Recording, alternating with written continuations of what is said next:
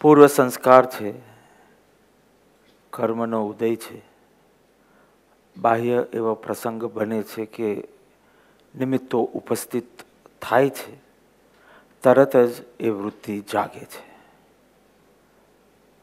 પરંતુ સાધક જાગૃત છે, એનું ફોકસ બહાર કરતા, બહારના જગત કરતા ભીતરના જગત પ્રત્યે છે. તેથી જાગતાની સાથે જ વૃત્તિ જ્યારે બર્થ સ્ટેજમાં હોય, હજી એની સાથે તીવ્ર કશાય જોડાયા ના હોય, ત્યારથી જ એ કામ કરવાનું શરૂ કરે છે અને તેથી એ વિજય નીવડે છે. ઘણી વાર એવું બને છે કે વૃત્તિ ભીતર હોય પરંતુ સક્રિય ન હોય, એટલે હજી વિચાર રૂપે પ્રગટી ના હોય. એ અવસ્થાને જ્ઞાનીઓ ઉપશમ અવસ્થા કહે છે, કે જેમાં વૃત્તિની અત્યારે હેરાન ગતિ નથી. પણ તેનો મતલબ એ નથી કે વૃત્તિનો ક્ષય થઈ ગયો છે.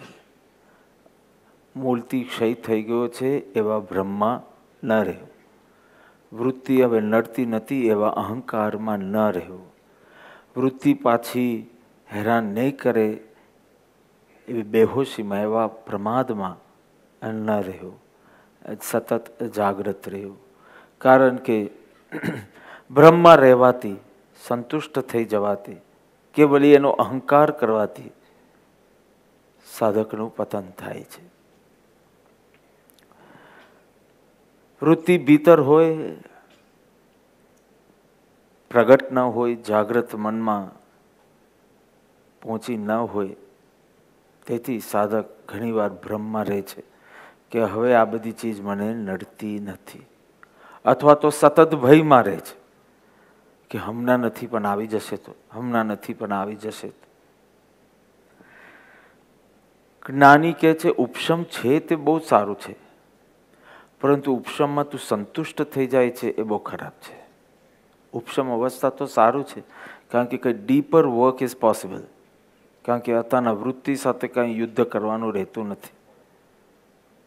એ રીતે સારું છે, પણ જો તું બ્રહ્મમાં રહે, સંતુષ્ટ થઈ જાય ને વળી એનો અહંકાર કરે તો ચૂકી જાય. ઘણી વાર તો એવું બને છે કે ફૂફાડો મારતો સર્પ ઓછો જોખમી છે, સંતાયેલો સર્પ વધારે જોખમી છે. આપણા સૌનો અનુભવ છે, ફૂફાડો મારતો હોય તો તમે થોડા દૂર ખસી જાઓ. તમે જાણો છો કે આ છે, તમે થોડું ડિસ્ટન્સ કેળવી લો અને પછી જે પ્રયત્ન કરવાના હોય તે તમે કરો. સર્પના વિષયમાં વાત કરું છું. પણ સંતાયેલો હોય, તમને ખબર છે કે રૂમમાં છે પણ ક્યાં છે એ ખબર નથી, તો એ વધારે કોઈ વાર જોખમી બની જાય. સાધકે ખૂબ સાવધાન રહેવાની જરૂર છે. નિમિત્ત મળતા બહાર આવી જાય. વરસાદ પડે અને પેલું ઘાસ ઉગે છે, કારણ કે ધરતીમાં એના બીજકો છે, દેખાતા નથી. તેથી વરસાદ પડે તરત જ ઘાસ ઉગે છે અને નિમિત્ત મળતા તે બહાર પ્રગટ થાય છે. પરિચિત નિમિત્ત હોય ત્યાં તો તમે હજી સાવધાન રહેશો. મને આ માણસ સાથે ફાવતું જ નથી, એટલે એની સાથે જો કંઈક ઇન્ટરેક્શન હોય ત્યારે તમે પહેલાંથી જાગૃત થઈને જાઓ છો. પરંતુ when you are in a different setting, ત્યારે પાછી આ વૃત્તિ જાગી જાય છે. દેડકો મરી ગયો હોય, એનું મૃત શરીર જમીનમાં હજી હોય અને જો વરસાદ પડ્યો તો એમાંથી 1000 દેડકા બીજા ઉત્પન્ન થાય છે. એવી રીતે હજી વૃત્તિ વિલીન નથી થઈ આત્મામાં. ખાલી એ પ્રસંગ કે એ વ્યક્તિ પૂરતું તમે ઉપશમ કર્યો હોય, પણ એ વૃત્તિ હજી નાશ ન પામી હોય તો અન્ય નિમિત્ત મળતા પાછા એમાંથી 1000 વૃત્તિઓ ઉત્પન્ન થઈ જાય છે.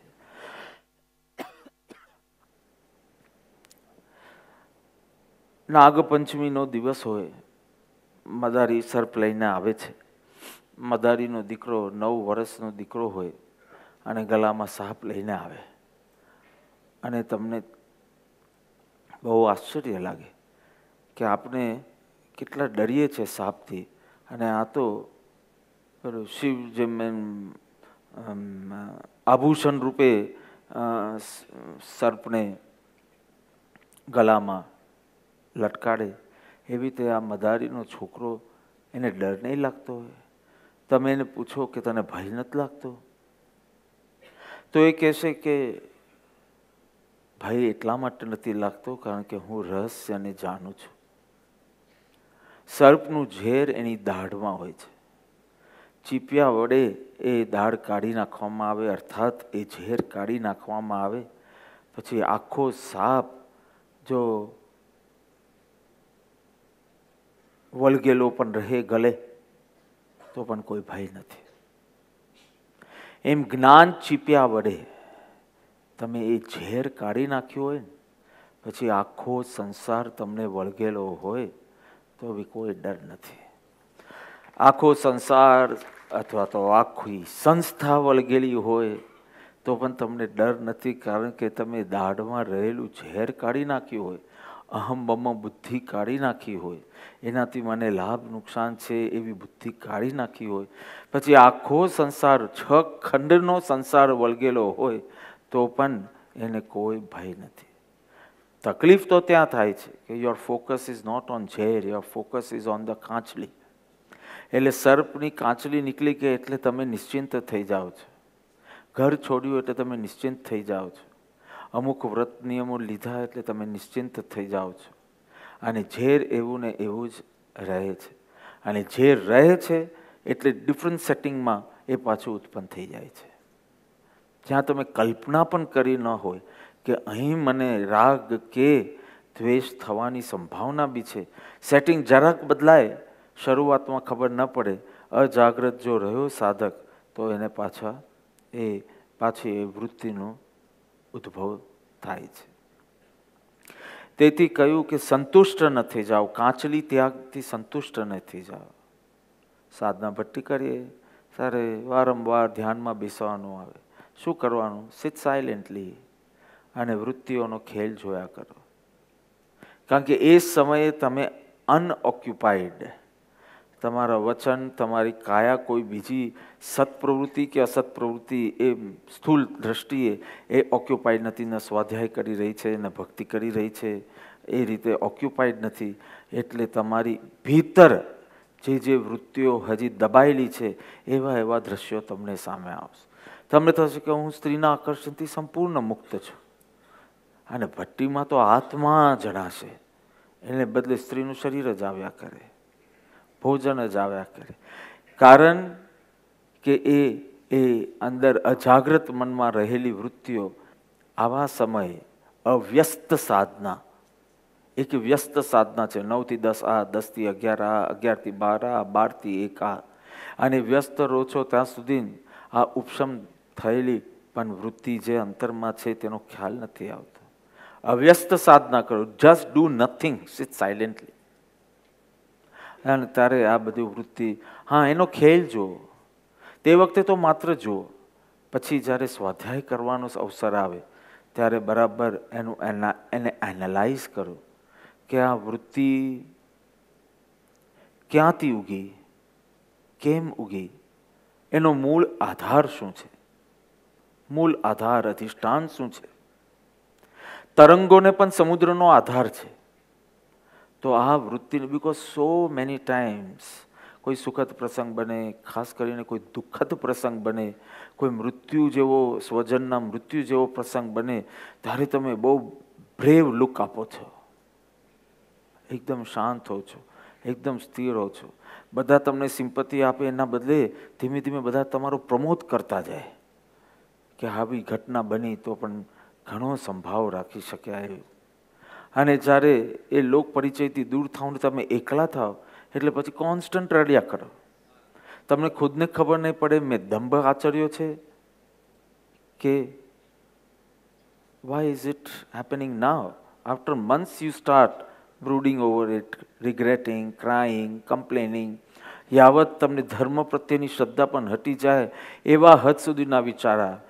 જે ધર્મના, જે વચનના આધારે તમે ત્યારે ક્ષમતા રાખી, પણ જ્યારે વૃત્તિનો આવેશ ને આવેગ વધી જાય ત્યારે એ વચનો ઉપર જ તમે શ્રદ્ધા, આટલી ભક્તિ કરી કેમ કાંઈ થયું નહીં, આટલી પ્રાર્થના કરી કેમ કાંઈ થયું નહીં, ત્યારે કર્મ સિદ્ધાંત ભૂલાઈ જાય કે બધું એ થઈ જાય, એ વૃત્તિનો આવેગ અને આવેશ એટલો બધો વધી જાય કે તમને પતન પામો. તો એ વૃત્તિનો આધાર એટલે મુખ્ય કયો એવો ભાવ મલ છે એ જાણો અને એના ઉપર કામ કરો.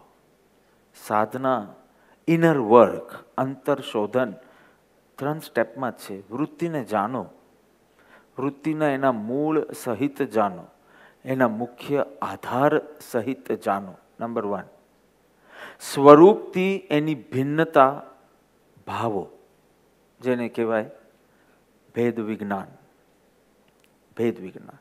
પહેલા વૃત્તિને જાણો એના મૂળ સહિત, એના મુખ્ય આધાર સહિત. ખાલી સિમ્ટમ્સ નહીં, ડિઝીઝને પકડો. અને એની સ્વરૂપ સાથેની ભિન્નતા ભાવો. મારું ત્રિકાલી સ્વરૂપ આવા પ્રકારનું છે એમ કરીને, અને પછી સ્વરૂપ સાથે ઐક્ય સાધવો. કારણ કે ભિન્નતા એટલે 2 ઓપ્શન મળી ગયા ને, એક આ વૃત્તિ, આ વૈભાવિક વૃત્તિ, અને આ મારું ત્રિકાલી સ્વરૂપ, એમ 2 ભિન્ન. આ તો સમજાવવા માટે 2 બાર રાખું છું. આ 2 વચ્ચેનું ભેદજ્ઞાન, બંને પાર્ટી જો બહારની હોય તો કાંઈ નહીં થાય. એટલે ભેદ વિજ્ઞાન એ અત્યંત સૂક્ષ્મ પ્રક્રિયા છે, બહાર કરવાની પ્રક્રિયા નથી. તારા જ ભાવોમાંથી કાંઈક છૂટું. જો જેમ જેમ જ્ઞાન સામાન્ય ઉપર તારી દ્રષ્ટિ જશે, તેમ તેમ તારી દ્રવ્ય દ્રષ્ટિ કેળવાશે. હવે આ જ્ઞાન સામાન્ય એટલે શું? આ સફેદ રંગ છે, આ પીળો રંગ છે, આ લાલ રંગ છે, એમાં ખાલી રંગ રંગ રંગ જુઓ. સફેદ, પીળો, લાલ એ તમે ન જુઓ. એવી રીતે જ્ઞાન સામાન્ય પ્રત્યે તમારી દ્રષ્ટિ હોવી જોઈએ. એમાં જે જુદા જુદા જ્ઞેયો પ્રતિબિંબિત થાય છે તેમાં ઉલઝાઈ ના જાઓ. દ્રવ્ય દ્રષ્ટિ આ રીતે કેળવાશે. જેવા તમે સફેદ, લાલ, પીલા ઉપર ગયા, પર્યાય દ્રષ્ટિ. અને જેવા તમે રંગ રંગ રંગ અથવા જ્ઞાન જ્ઞાન જ્ઞાન, જાણનારો જાણનારો જાણનો, આ ક્રોધને જાણનારો, આ ક્રોધને ઉપશમને જાણનારો, પણ આ બંને નહીં, જાણનારો જાણનારો, એમ જ્ઞાન સામાન્ય ઉપર જેમ જેમ તમારું ફોકસ વધતું જશે તેમ તેમ કાર્ય ભીતર થવા લાગશે. એટલે સંસારી તે છે કે તેને વૃત્તિ જાગે છે, એમાં ઐક્ય સાધે છે, તે વૃત્તિને પોષે છે. જુદી જુદી વાસનાઓ ઉત્પન્ન થાય. આપણે કીધું ને, રાત્રે 12 વાગે ભજીયા ખાવાની વાસના થઈ, એ વૃત્તિ ઉત્પન્ન થઈ અને એની પત્નીને કહે ભજીયા બનાવો, આ વૃત્તિને પોષી. પત્ની તો હવે કાંઈ કરે નહીં, હવે તો તમારે ફાસ્ટ ફૂડના ફોન નંબર્સ તમારી પાસે હોવા જોઈએ. અને પાઉંભાજી ખાવાનું મન થાય રાતના 11:30, અને તમે તરત ટાઈમ જુઓ, 12 વાગ્યા સુધી ખુલ્લું હોય છે. ફોન કરીને તમે એ વૃત્તિને પોષી લો છો. એવી રીતે ધનની વાસના, સ્ત્રીની વાસના, પુત્ર પુત્રીની વાસના, એને સેટલ કરવાના, એના મેરેજ કરવાના વિકલ્પો રહ્યા જ કરે. અધિકારની વાસના, પોસ્ટ એન્ડ પાવરની વાત, મારી પાસે કોઈ પાવર નથી અથવા મારી પાસે જ બધો પાવર છે, એના જ વિકલ્પ રહ્યા કરે. તો સંસારી તે છે કે વૃત્તિ જાગે અને તરત પોષે, પછી એનું નુકસાન અનુભવાય અને પછી દુઃખી થાય. આ સંસાર માર્ગ છે. સાધક વૃત્તિને જાણે, જાગ્રત રહે, દ્રષ્ટિને વાળે ભીતર તરફ. એટલે આખો ને આખો ઉપયોગ ભીતર જાય. ઉપયોગ એટલે ટાયર છે, દ્રષ્ટિ એટલે સ્ટિયરિંગ વ્હીલ છે. સ્ટિયરિંગ વ્હીલ દ્વારા તમે જ્યારે ટાયરની ડિરેક્શન ચેન્જ કરી દો અને પછી એક્સેલેટર દબાવો એટલે ગાડી એ દિશામાં જાય. પહેલાં દ્રષ્ટિને વાળો અને પછી ઉપયોગને ત્યાં સ્થિર કરો. બહુ ગંભીર વાત છે, કારણ કે દ્રષ્ટિ અને ઉપયોગમાં શું ફેર એ તમને હમણાં પ્રશ્ન જાગ્યો નથી. જ્યારે તમે રિવિઝન કરશો ત્યારે કે તમને એ થશે કે પ્રેક્ટિકલી દ્રષ્ટિ અને ઉપયોગમાં શું ભેદ છે. સામાન્ય રીતે તમે જાણો કે ઉપયોગ આ છે, દ્રષ્ટિ આ છે, પણ કાર્ય દ્રષ્ટિને બદલવાથી શરૂ થાય છે અને કાર્ય ઉપયોગ ત્યાં સ્થિર કરવાથી પૂરો થાય છે. પરંતુ ક્યારેક ઉદ્ઘોષમાં આનું વિસ્તારથી લેશું. દ્રષ્ટિ, પરિણતિ, વૃત્તિ, ઉપયોગ, આ વચ્ચે શું સૂક્ષ્મ ભેદ છે. ખાલી શાબ્દિક રૂપે નહીં, સાધકીય રૂપે. આને હું દ્રષ્ટિને વાલું કહીશ, આને હું ઉપયોગ ત્યાં સ્થિર થયો એમ કહીશ. કારણ કે જો દ્રષ્ટિ વાલી નહીં તો ઉપયોગ એમાં ચાલ્યો જશે. વૃત્તિ જાગી તે વખતે જો દ્રષ્ટિ વાલી નહીં તો ઉપયોગ એમાં ભલી જશે અને ઐક્ય સાધાશે. અને પછી એની ઇન્ટેન્સિટી વધશે એટલે એને પોષવાની કોશિશ કરશે, એની અભિવ્યક્તિ કરશે, એનો ભોગ ભોગવશે અને પછી નુકસાન થયા પછી એને ખબર પડશે કે આ વૃત્તિ યોગ્ય નહોતી. પરંતુ સાધક તે છે કે જે વૃત્તિ જાગે એની સાથે જેને જાણે, દ્રષ્ટિને વાલે, એટલે ઉપયોગ એ જ્યાં ઈચ્છે છે ત્યાં સ્થિર થાય. કર્મનો ઉદય જે ઈચ્છે છે એમાં નહીં, પોતે જ્યાં ઈચ્છે છે કે પોતે જે નક્કી કર્યું છે ત્યાં એનો ઉપયોગ સ્થિર થાય. નવો નવો સાધક હોય તો વૃત્તિ જાગતા એને જાણે છે, એને પોષતો નથી, પણ સતત લડ્યા કરે છે કે જ્યાં સુધી ઉદય હશે ને ત્યાં સુધી હું સતત લડ્યા કરીશ એની. પ્રૌઢ સાધક હોય તે વૃત્તિ પોષતો બી નથી અને વૃત્તિ સાથે લડતો બી નથી. જેમ એમને કીધું તેમ ન રણ મેદાનમાંથી ભાગે છે ન લડે છે. ફાઇટ પણ નહીં ને ફ્લાઇટ પણ નહીં. ફ્લાઇટ એટલે ભાગી જવું, ફાઇટ એટલે લડવું. એ માત્ર સાક્ષી ભાવે રહી, તટસ્થ રહી, તણાતો નથી. અને એનું રહસ્ય છે દ્રષ્ટિનું વાળવું અને ઉપયોગને આત્મામાં સ્થિર કરવો. તેનાથી વૃત્તિ વિલીન થાય છે અને પરમ તત્વની ઉપલબ્ધિ થાય છે. આવી રીતે શત્રુ વિજયની સુંદર પ્રક્રિયા દર્શાવી, કઈ રીતે શ્રુત રૂપી લગામ વડે મનને વશ કરવું, જ્ઞાનીના વચનના આધારે દ્રષ્ટિનો પલટો, ઉપયોગનો પલટો અને વૃત્તિનું વિલીન કરી આત્મામાં સ્થિરતા વધારતા જવું. જેમ જેમ વૃત્તિઓ ઉઠશે તેમ તેમ ઉગ્ર પુરુષાર્થ થશે આત્મામાં લીન થવાનું. નોર્મલ કરતા બી, કારણ કે વૃત્તિ જાગે એટલે સાયરન વાગે છે સાધકના આત્મામાં, અંતઃકરણમાં. અને સાયરન વાગતાની સાથે વૃત્તિ ત્યાં લીન ન થાય અને ભીતર વિલીન થાય એનો તુરંત પુરુષાર્થ ઉપડે છે.